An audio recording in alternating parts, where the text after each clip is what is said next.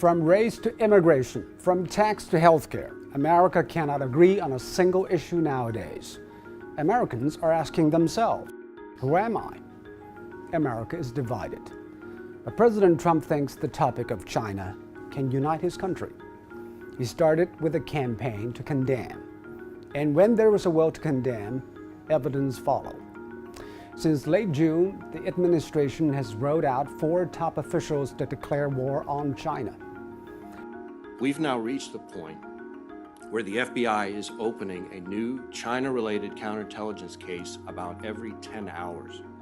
The CCP's stated goal is to create a community of common destiny for mankind and to remake the entire world according to the CCP. The People's Republic of China is now engaged in an economic blitzkrieg. And Mr. Pompeo chose the Nixon Library, the man who opened up U.S.-China relations, as the site of his speech to declare that Nixon was wrong. The closure of the consulate opened the salvo. Yes, in that way, China can unite America. But that is an America that sees everything in its past as an obstacle and everyone running in its way as enemy. An angry, delusional, and dangerously blind America.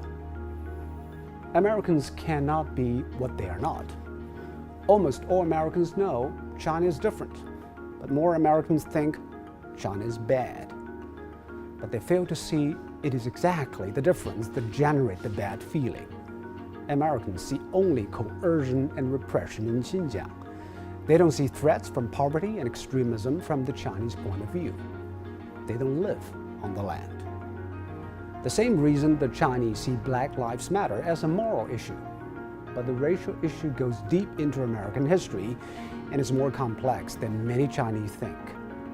Intellectual exclusion is the most terrible thing in America, poisoning both the right and the left. Too often we hear liberals saying Trump is wrong on everything except on China. What if both are wrong? Nobody should be too sure about what they believe. And that is why Bertrand Russell said, "I would never die for my beliefs because I might be wrong." Increasingly, it looks like America is manufacturing consent for future, a war with China, using the same tactics it did with Vietnam and Iraq, demonizing an entire society, silencing dissent, hyping the threat, and manipulating the national psyche. American leaders are making Americans stare at China without seeing it. But there is an identity that can unite China and the U.S. Be a reformer. Although China is an Asian system, it rests on reforms. China has totally revamped its system, from economic fundamentals to social freedom. Imagine changing the course for 1 billion people in 40 years. And yet China did, and without launching a war or shedding blood. But the Chinese are stubbornly conservative, but they're also boldly innovative. They respect their forefathers, but they also endeavor harder for their children.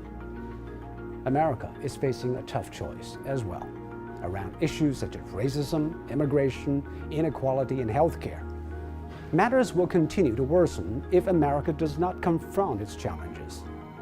America needs the boldness and courage to reform like China did 40 years ago. But China can also tell America another thing.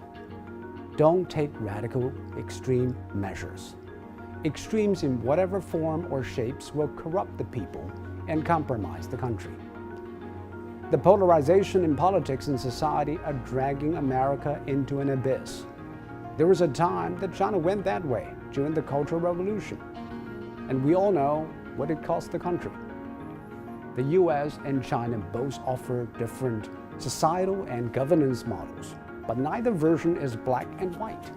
We live in a world of 100 shades of gray. To be a realist, we should neither worry nor wait for change. We need to climb up to the top of sail and adjust it. What China's experience can unite America. Actually, it is the same gene in both our bloods, pragmatism. Both Americans and the Chinese are masters of it. It is just sometimes we are distracted. Yes, we don't agree on who we are and maybe what we want. But at least we can agree on what we don't want, a war literally or metaphorically. China and the US are competing, but competition is not an end in itself. Let us not forget, we are also cooperating for the pockets and mouths of the world. A fissure would damage global commerce and upset lives from Sichuan to San Francisco. We are creating values for the world, but it can only happen on a tennis court, not a boxing ring. China cannot tell what will make America great again, but it can say how. It starts from within, not without. It depends on us to be moderate, not mad.